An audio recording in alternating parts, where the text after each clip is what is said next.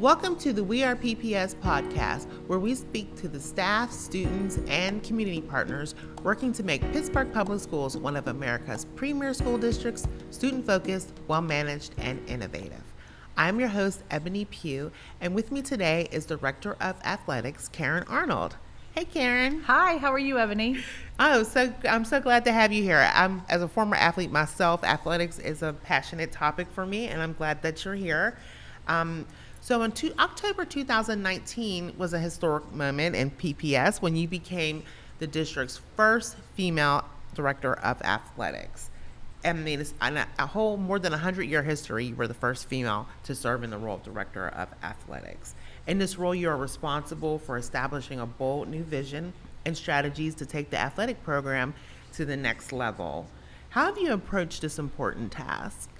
So I think it's important to remember that, as you said earlier, we are student focused. So the students are at the forefront of everything that we want to do to make the athletic program K-12 the best that it can be. Thinking about how we can support our students in the various spaces at the various grade levels as we move forward. So I try to just keep that in mind as we try to build relationships with various partners around the city of Pittsburgh and just make our programs the best that they can be. And how did you get to become director of athletics? Tell us a little bit about your journey here in PPS. So I am a former student in Pittsburgh Public Schools. I'm a 1991 graduate of Brashear High School. I did play sports in high school. I was a 3-sport athlete: soccer, swimming, and softball. Went to college, played a little soccer in college, got my degree in English, and came back and started working in the district. And then I just kind of moved up from there. I was working at Langley High School and became the site-based athletic director, or the faculty manager of athletics. I was also a coach at Langley before I did that. And then moved on, became a principal, and then this position came open, and I applied for it, and I lucked out and got it. But my kids also are athletes in Pittsburgh Public Schools, or were, and my husband was actually a coach at Brashear High School. That's great. And how does it feel actually being a woman in an industry that's largely male-dominated in terms of in the administration space? So sometimes it's hard, because it is such a male-dominated position. But I think that a lot of people knew me before when I was at Langley High School and what I did there and the work I did. And I think they appreciate what I'm bringing to this position now. And I just have built relationships, and I think that's really important, to be a relationship builder so that people can see that you're there to support the space that you're working in. So yesterday was the first day of school for the district, but a lot of our student athletes have already started back on their, during practice, and the fall season is getting underway. Is there still time to sign up for fall sports? Absolutely. At the high school level, yes. Reach out to your high school. There are site-based athletic directors, or the faculty managers of athletics, that you can reach out to.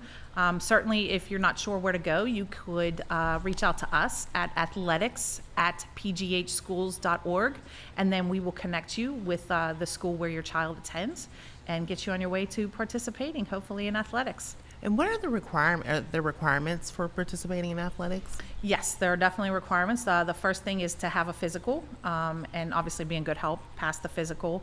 Then you have to have a GPA requirement, which is in the district a 2.0 GPA. Obviously, you can have, I shouldn't say obviously, but you can also have I'm going to remember this from memory, a 1.5 to 1.99 GPA, and you could be involved with our academic intervention program, where you would go into basically a study table after school before you would go to practice, and then move through that process and continue to participate in athletics, because we know that athletics is an important thing in our high schools and in our middle schools too, but to be able to keep our kids involved in activities.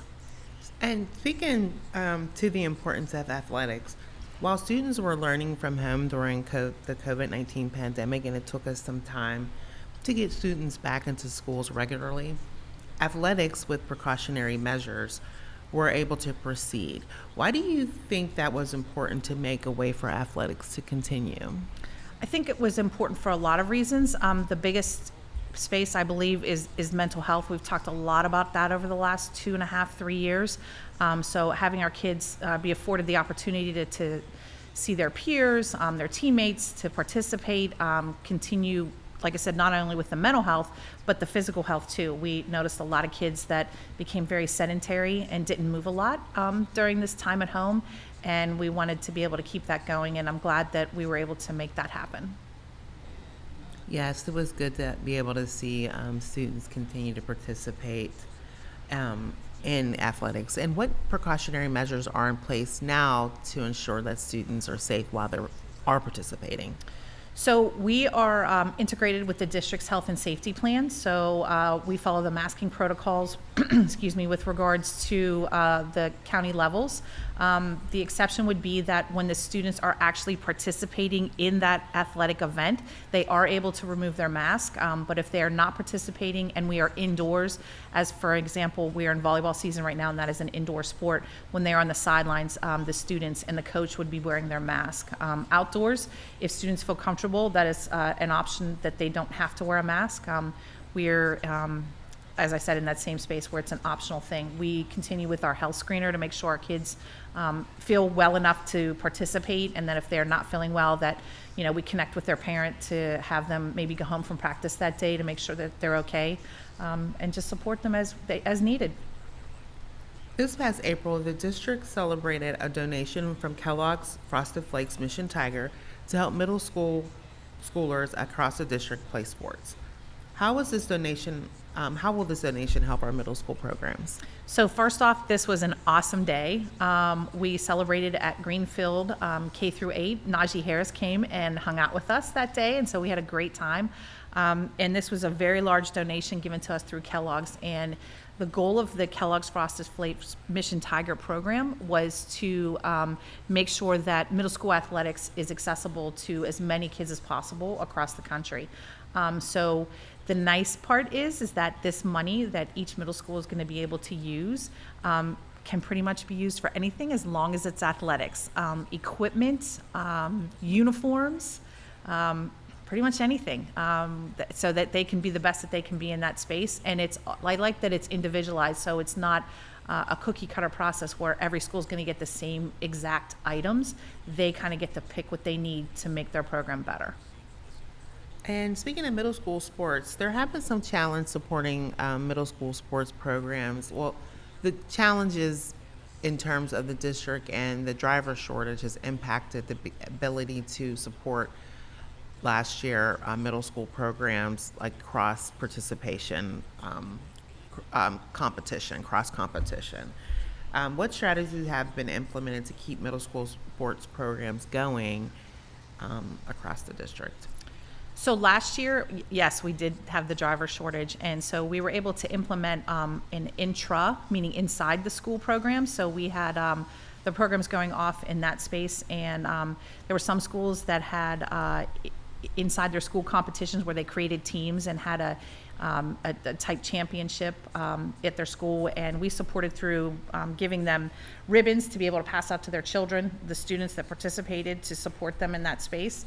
As we're moving into this school year, I've been working to see how we can make sure we can move transportation through.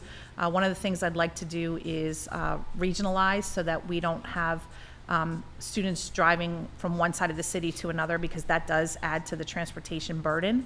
If we can support them by regionalizing them in their area of the city, I think that will help. But I am continuing to work with the transportation department to hopefully get everything off the ground as best as we can. I cannot promise that it's going to be what it was 4 years ago, but I'm really trying hard because I know that our middle school students need support just as we have with our high school students. And as you think about the evolution of the district's athletics program, what do you envision for the future of PPS Athletics?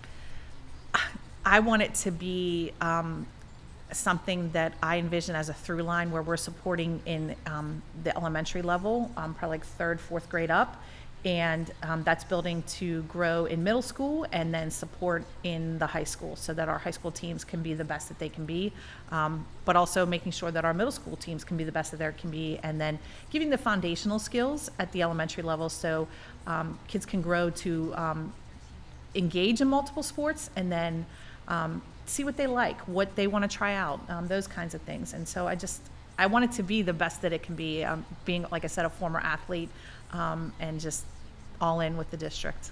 Yeah, that's great. And you were a former athlete. What sports did you participate in? So at Brashear, I played soccer in the fall, swam in the winter, and played softball in the spring. And I think it's important to note that sports can be lifelong. I mean, just this summer, I just finished up my season of playing softball.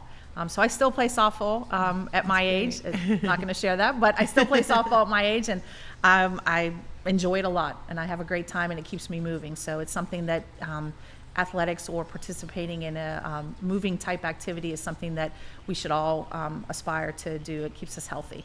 Yeah, I agree. When I participate, definitely it feels like less work when I'm participating in a sport than when I'm actually exercising. Absolutely. Yes, 100% I agree. So thanks so much, Karen, for being with us today. I really appreciated the conversation. We look forward to continuing to watch athletics.